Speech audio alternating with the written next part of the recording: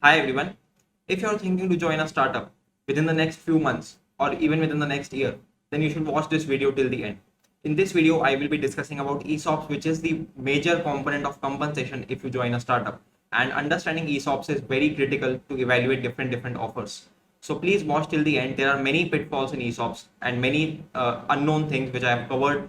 So you should watch this video till the end. And if you still have any questions, then please leave a comment below. And if you like the video, do like it and also subscribe to the channel. So let's get started.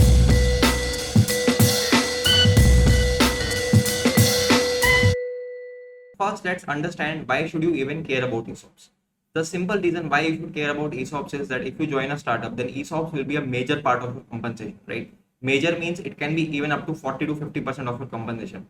And especially if you're leaving any established firm, any big tech firm, and you're joining a startup, then the preliminary reason why people join a startup is because their ESOP value can increase. For example, let's say you joined Swiggy at a very early stage, let's say maybe in 2014 or 2015 when Swiggy had just started, right? And at that point you got ESOPs worth 40 lakhs, right? And after that Swiggy grew, let's say 50 times. So your ESOP value would have also grown roughly 50 times, right? So that 40 lakhs that you had will become 40 lakhs into 50, which will be 20 crores, right? So that's the power of ESOPs. So ESOPs can truly make you, a millionaire. And that is one of the reasons why people prefer to join startups for ESOPs. But there are many pitfalls that we have to be aware of, right? And it can also happen that that 40 lakhs that you ESOPs that you got can even turn into 1 lakh, right? Or it can even turn into 0 rupees. So we have to be really careful, and there are lots of terms that we need to understand for ESOP. So let's go over them one by one. So first, let's understand what exactly is an ESOP. So I'll use my whiteboard to explain it in a very simple manner. So ESOP is basically nothing but it's a stock option. Okay, stock option means it's not like a stock, it's a stock option.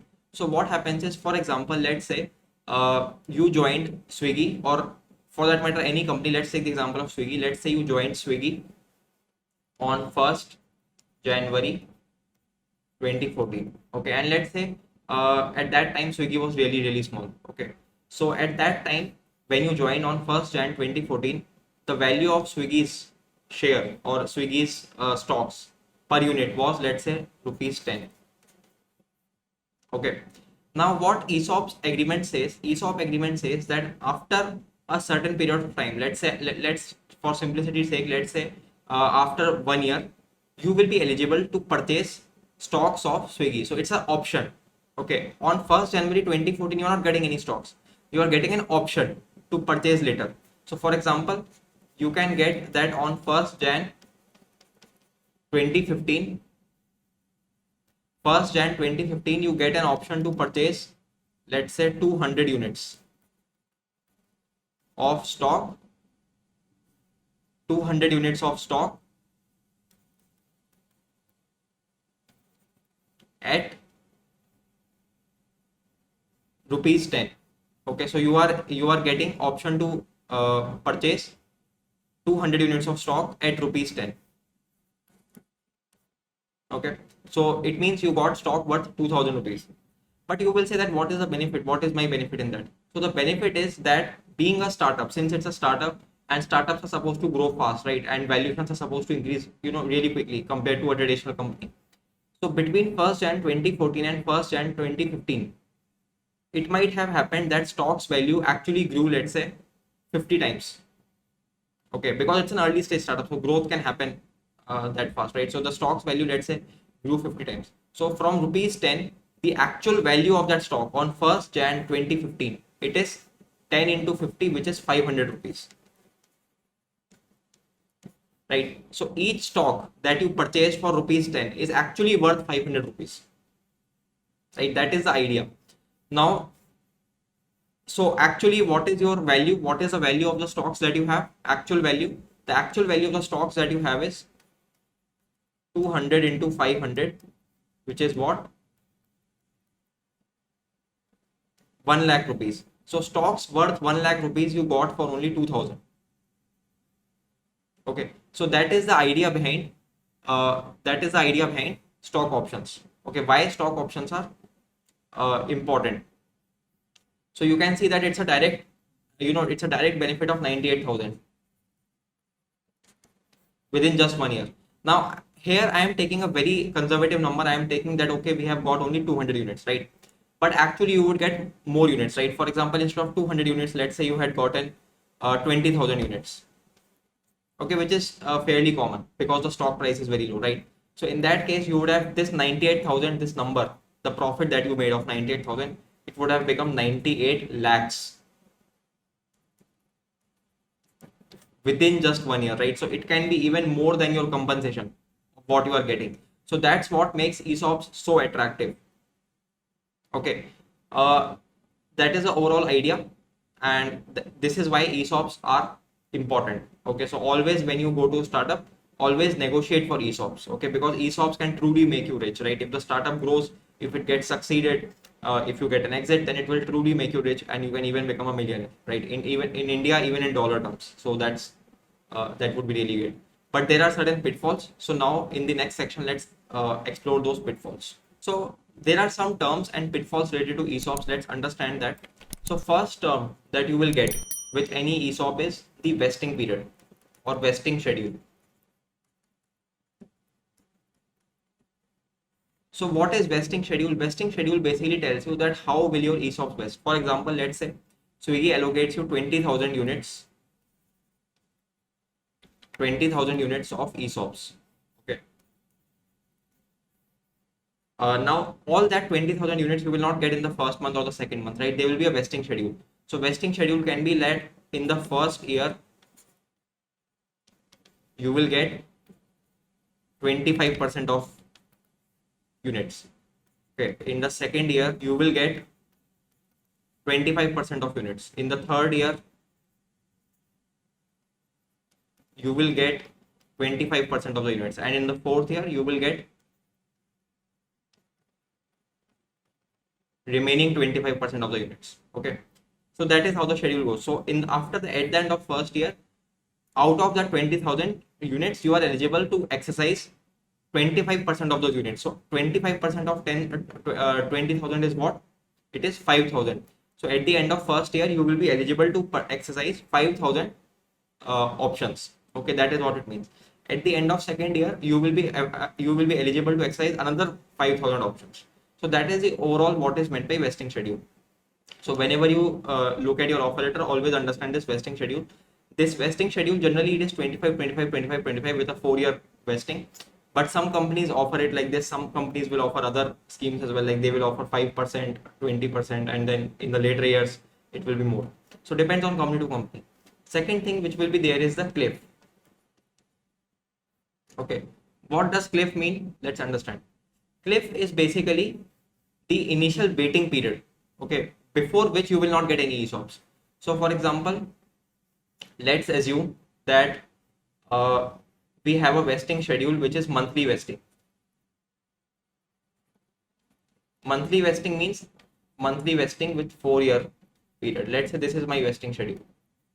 So monthly vesting means that every month you will get 1/48th of ESOPs, because 4 years mean 48 months, right? So instead of yearly vesting, which is at the end of the year you are getting 25, 25, 25. Now at the end of every month you are getting 1/48th of ESOP, right? But now there will be a cliff. In the first month you will not get 1/48, or in the next month you will not get 1/48 again. You will start getting it after 1 year. So you will have to wait for 1 year. At the end of 1 year, with this type of scheduling, you will get 25% of the stock, because if 1/48 is getting vested every month, then at the end of 12 months, you will get 12/48, which is one fourth, 25% of the ESOPs. After 1 year, you will get monthly vesting. So for example, let's say you complete 13 months. At the end of 13 months mark, you will have 13 units. You will have 13/48 of whatever that ESOP value is, in this case 20,000, right? In the 14th month, you will get another 1/48 unit, which so total your ESOPs will be 14/48. So this is the cliff and the vesting schedule. So these things you should be clearly aware of. Okay. Now let's come to the third term. So third term is exercising an ESOP. Exercising an ESOP, and associated with it there is another term called as exercise period. So what do you mean by exercising an ESOP? Exercising an ESOP means that you are exercising an option. Okay, for example, see, let's assume that this was our schedule, vesting schedule, simple vesting schedule. First year 25%, second year 25%, third year 25%, fourth year 25%, like this. Now at the end of the first year, you have 25% of options, right? So you have an option. You don't have a share right now. You don't have the stock right now. You have an option. So exercising your ESOP means that you are utilizing your option and actually making that purchase. Okay, you are actually making that purchase. So for example, let's say out of those 20,000 units, let's say you got 25% of the units, so you got 5,000 units. Okay, so it means exercising an option means that you are actually purchasing that 5,000 options from 5,000 stock units from the company, from your current company. Okay, now for example, let's say again I'll take the example of Swiggy only. So let's say on 1st Jan 2014 you joined Swiggy, and at that point the rate was rupees 10 per unit. Okay, on 1st Jan 2015 you started exercising your option, and now the rate is 100 rupees per unit. Okay, this is your joining date.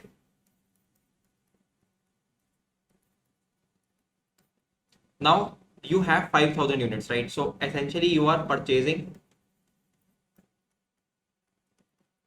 5,000 units at rupees 10. So you are spending 50,000 units. Okay, you are spending 50,000 units. What is the actual worth of those 5,000 units? Actual worth of those 5,000 units is 5,000 units into 100, which will be what? 5 lakh. Okay, now so you got stocks worth 5 lakh rupees for 50,000 rupees. So you made a net profit of 4,50,000. Okay, clear net profit, because you got something which was worth 5 lakh, but you got it at old prices, which is at 50,000 rupees. Okay, now the problem here is that this 5 lakh rupees that you have and the net profit of 4,50,000, right? This is not in your pocket. This is paper money. Paper money, because now you have Swiggy's stock. But what will you do with Swiggy stock? You cannot sell that stock. Right? You cannot sell that stock. It's not like a Reliance stock or a Amazon stock or a Google stock, which you can just sell it in the exchange. Basically, whatever Sensex or a Nasdaq or whatever is your exchange, right? This is in your paper. But what government says that you have made a profit. So let's say you come into the 30% tax bracket. So government says that okay, you have made a 4,50,000 profit. So 30% of that is mine. So 30% of 4,50,000, how much will it be? It will be somewhat close to 1,50,000. Right? It will be somewhat close to 1,50,000. So government says, I'm doing an approx calculation. So government says that, hey, you have made a profit, so give me my tax. But you will say that, hey, I have not made a profit. Whatever I have is paper money, right? But government does not care. The government does not care. So that is a problem with exercising that option, right? Now you will say that, oh, I will exercise it later on when I have the money. Because right now, if you don't have that 1,50,000 to pay to the government, then you cannot exercise your options. So you can say that, okay, I will exercise my options later on. But the problem is that many startups put a limitation that you can exercise your option only within 2 years or only within 3 years or only within 1 year. Now the thing is that if you are having lots and lots of ESOPs, and even if you made crores of profit, you need to have that much amount of money in tax as cash as well. Okay, and the actual 4,50,000 of profit you will realize only when you are able to sell the stock. But when will you sell the stock? You will sell the stock when there's a liquidity event. Like for example, the stock, the company lists on stock market. Like when Paytm listed on stock market, many employees were eligible to sell their stock options, eligible to sell their stock. But that liquidity event might come after 5 years. It might come after 10 years. It might come after 2 years. Who knows, right? So your money is essentially locked. You have paid tax on a piece on a profit, but that profit you have not gotten in your account. Okay, that profit is on papers, that profit is on accounting, in accounting books. right? That profit is not in your pocket. So that is the biggest pitfall with ESOP. So one thing that you need to always note here is that in the offer, if exercise period is not mentioned, then talk to the company HR. Okay, don't hesitate. You should ask what is the exercise period, and exercise period should be 10 years. Okay, it should be 10 years.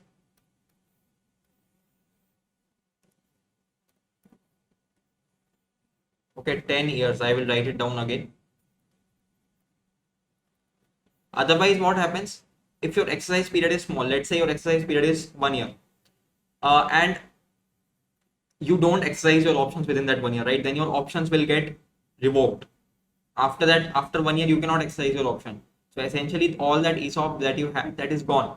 Okay, so exercise period is very important. So three things you have to remember: vesting, schedule,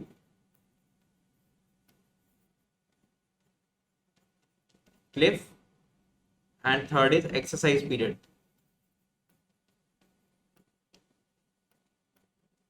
Okay, mostly vesting schedule and cliffs are generally standard across the industry, so there I don't expect that there will be any problems there.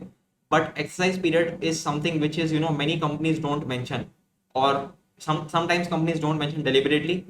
Sometimes, it's an honest mistake. So whatever be it, right, you have to take it in writing from the company. What is the exercise period? Without exercise period, the ESOP agreement is not complete. So please remember this. Many people have gotten into this pitfall. You can read the stories all over the internet, and that's why this is important. Second thing, second problem with ESOPs. The second problem with ESOPs is that this whole notion of profit, it is built on the assumption that company's stock price will increase, right? From rupees 10 it will go to rupees 100 or rupees 1000 or rupees 500, whatever that is, right? But it might happen that this company is not even like working out. For example, in 2014 or 15, there were many companies which were doing food delivery. Tiny Owl was there, Food Panda was there, then Uber Eats was also there. Ola also tried their hand at food delivery, right? Swiggy was also there. Zomato is also there. But out of them, how many are surviving till now? Right? Only two are surviving: Zomato and Swiggy. At least in 2022. I don't know what will happen after this. So it can also happen that the startup that you are working for tanks, right? And with the way startups are structured, 90% of those startups are proven statistic. It's a well-known statistic that 90% of those startups will fail.